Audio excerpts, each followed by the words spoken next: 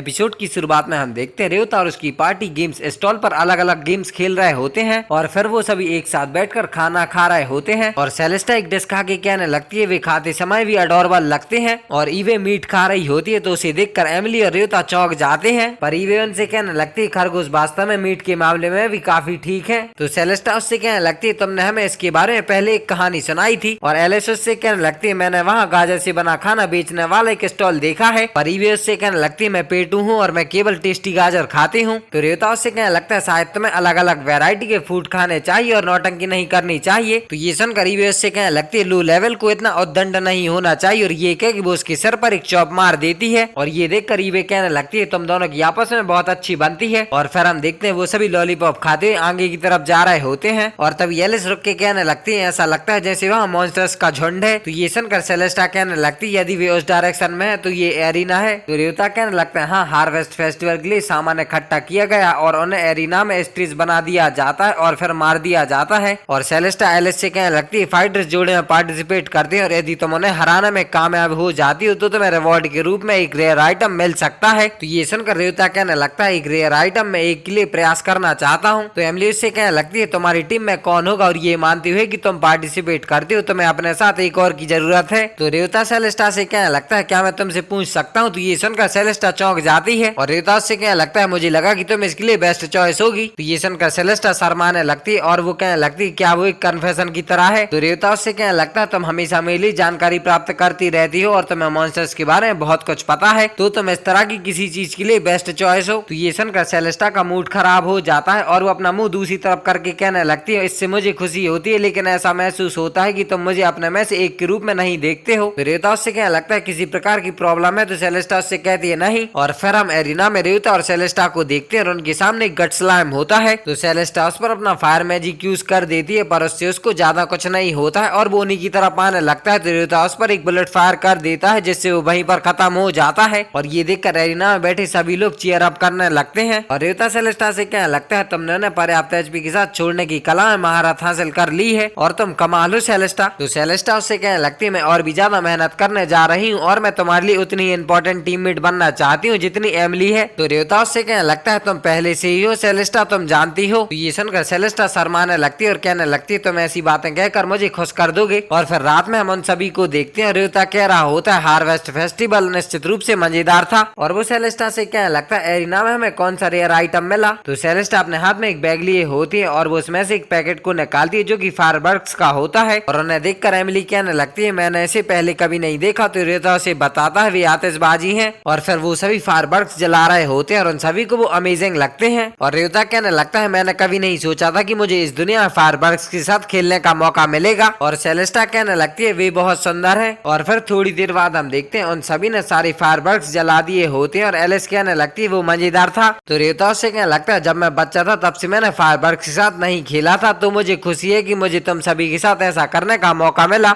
और एलिस उससे कहने लगती है ये मेरा पहली बार था जब मैं किसी फेस्टिवल जैसा कुछ कर रही थी तो मैं सचमुच बहुत खुश हूँ। और तभी एकदम से एलिस को कुछ हो जाता है और वो वहाँ से जाने लगती है। तो ये देख कर रेवता उसके पास जाता है और उसे पकड़ लेता है और कहने लगता है एलिस तुम ठीक हो। तो एलिस ठीक हो जाती है और एमिली उसके पास आके कहने लगती है क्या कुछ हुआ। तो एलिस उसे बताती है मुझे ऐसा लग रहा था जैसे कि कोई उस रास्ते से मुझे बुला रहा है। ये सुनकर सेलेस्टा कहने लगती है यहीं पर निहोनिया में और क्या वहाँ कोई मॉन्स्टर है जिससे तुम फ्रेंडशिप कर सकती हो। तो एलिस उससे कहने लगती है मैं बहुत पक्का नहीं हूँ। तो रेवता कहने लगता है हम कल जाकर इसे चेक कर सकते हैं और तुम्हें आज रात हमारे साथ रहना चाहिए एलिस। और तभी होने और जिगली सेलेस्टा को देखकर डर जाते हैं। रेवता उससे कहने लगता है सेलेस्टा होने और जिगली को बहुत ज्यादा डराने की कोशिश मत करो। तो ये सुनकर सेलेस्टा चौंक जाती है और फिर हम देखते हैं क्लिंटग्रे रेवता से कह रहा होता है मुझे खुशी है कि तुम आए। तो रेवता उससे कहने लगता है मैंने सुना कि आप मुझसे बात करना चाहते थे। तो क्लिंटग्रे उसे बैठने के लिए कहता है और वो उसे बताता है कि बात यही कल रात से डंजन्स में कुछ भी ड्रॉप नहीं हो रहा है। तो ये सुनकर रेवता चौंक जाता है और क्लिंटग्रे उससे कहने लगता है सैकड़ों की सभी 6 डंजनों से ड्रॉप्स निकलना बंद हो गई है और ऐसा पहले कभी नहीं हुआ। तो प्लीज साधु क्या तुम इन्वेस्टिगेट करोगी कि यहाँ क्या हो रहा है। और मुझे एहसास है कि मैं तुमसे बहुत ज्यादा मांग रहा हूँ लेकिन केवल तुम ही हो जिस पर मैं भरोसा कर सकता हूँ। तो रेवता इसके लिए मान जाता है और वो कहने लगता है ऐसा क्यों हो रहा है इसका पता लगाने के लिए मैं अपनी शक्ति से सब कुछ करूंगा। और फिर हम रेवता और उसकी पार्टी को तेलुलू के डंजन में देखते हैं और एमिली अपने हथौड़े से एक स्लाइम को मार देती है लेकिन उसे ड्रॉप आइटम में कुछ भी नहीं मिलता है। और ये देख कर ईवे कहने लगती है गाजर गाजरें मर चुकी हैं और वहाँ पर दो एडवेंचरर कह रहे होते हैं कुछ भी ड्रॉप क्यों नहीं हो रहा है, और वो दोनों आपस में बात करते हुए वहाँ से चले जाते हैं। और उन्हें देख कर रेवता कहने लगता है ये बुरा लग रहा है, और सेलेस्टा कहने लगती है प्राइजेस पहले से ही बढ़ रहे हैं और लोग जितना संभव हो सके उतनी खरीदारी कर रहे हैं। और एमिली उससे कहने लगती है अगर हम वेजिटेबल्स नहीं खरीद सके तो ये भयानक होगा।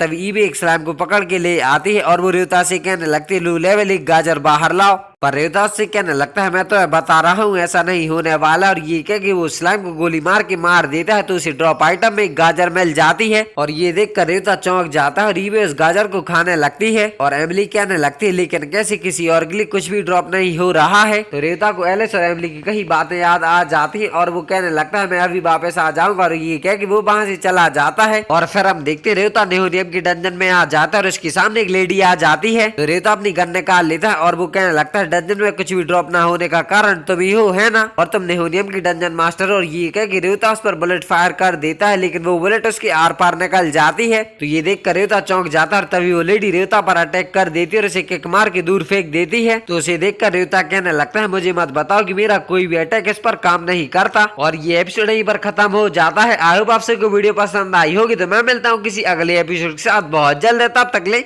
Bye bye.